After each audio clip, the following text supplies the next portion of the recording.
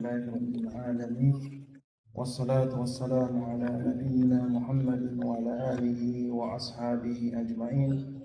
Jamaah salat subuh Masjid Al-Muhajirin yang dimuliakan Allah. Assalamualaikum warahmatullahi wabarakatuh. Jamaah, hal yang perlu kita pahami bahwa Islam itu adalah sistem yang mengatur seluruh sendi kehidupan kita. Apakah itu akidah atau amaliyah, apakah itu ibadah atau muamalah, hal yang bersifat zahir dan batin dan sebagainya. Jika kita mengabaikan salah satunya, maka Islam itu akan menjadi gambaran yang aneh, tidak utuh dan pincang di depan masyarakat. Islam tidak pernah mengajarkan kita untuk menafikan amal dan sebab, tidak pernah juga mengabaikan yang namanya sains dan akal. Apalagi Islam mengajarkan kita, tidak pernah mengajarkan kita untuk memisahkan antara agama dengan realita kehidupan. Permasalahan kaum muslimin kalau hanya selesai dengan doa, maka Rasulullah SAW dan para sahabat tidak perlu berperang dan berjihad di jalan Allah. Cukup berdoa saja, karena doa beliau adalah makbul. Namun apa yang kita lihat jamaah, bahwa beliau tetap berjihad, berperang, tetap berusaha melakukan sesuatu. Oleh karena itu jamaah, dalam hal ini kita harus pahami bahwa doa itu memang penting, tapi doa itu harus disertai dengan suatu usaha nyata. Kalau doa adalah sebuah kekuatan batin, sedangkan usaha itu merupakan sunatullah yang harus kita laksanakan. Ada dua hadis dari Rasulullah SAW. Yang pertama, beliau bersabda, "Lau annakum kuntum tawakkaluna 'alallahi haqqa tawakkuli la ruziktum kama yurzaku at-tayra taqtu khimasan wa taruhu bitana." Seandainya kalian bertawakal kepada Allah dengan sebenar-benar tawakal, maka Allah sungguh akan memberi rezeki kepada kalian sebagaimana Allah memberi rezeki pada burung. Dia pergi dalam keadaan lapar dan pulang dalam keadaan kenyang. Hadis sahih riwayat Tirmizi. Burung tidak tahu letak makanannya dia akan dapat di mana. Bahkan mungkin tempat yang dia kunjungi kemarin makanannya mungkin sudah tidak ada lagi. Tapi apa yang dilakukan burung? Pertama, dia melakukan sesuatu, dia keluar dari sarangnya, dia melakukan sebab tercapainya hasil. Yang kedua, burung itu tidak, kalau bahasa kita sekarang itu tidak stres, tidak banyak melamun, tidak banyak pikiran. Dia keluar dari sarangnya, dia melepaskan pikirannya dan melakukan sesuatu. Dan yang ketiga, burung itu menunjukkan optimisme bahwa rezeki Allah itu ada di sana. Kalau dia melakukan sesuatu, dia pergi keluar dari sangkarnya. Hadis yang kedua jamaah, dalam suatu kondisi ada sahabat yang bertanya kepada Rasulullah SAW, "Ya Rasulullah, apakah saya ikat unta saya baru saya bertawakal, atau saya lepaskan saja unta saya baru saya bertawakal kepada Allah?"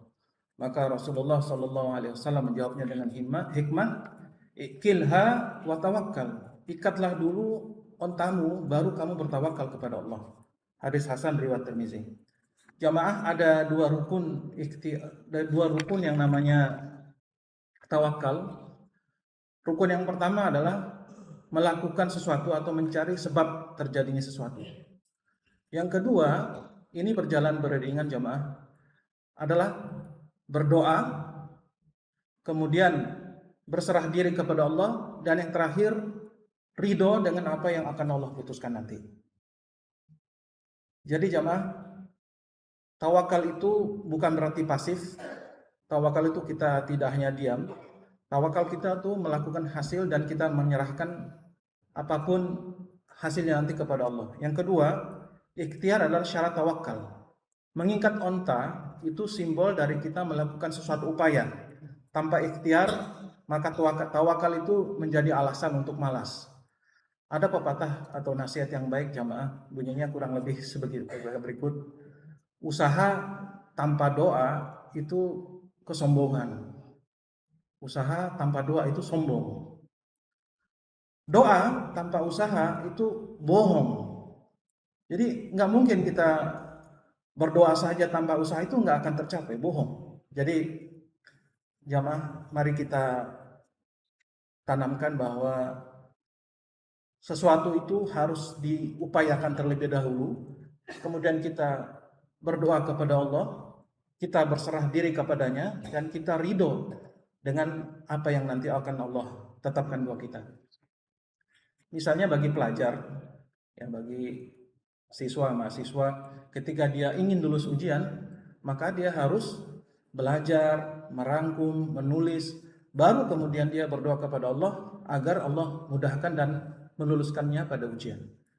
Bagi kita mungkin jamaah, untuk kesehatan, kita harus berolahraga, memilih makanan yang sehat, melakukan semua jalan-jalan kesehatan yang kita lakukan, baru kita bertawakal. Adapun kalau kita sakit, maka kita harus berobat. Setelah kita berobat, baru kita bertawakal dan memohon kepada Allah untuk memberikan kesembuhan kepada kita.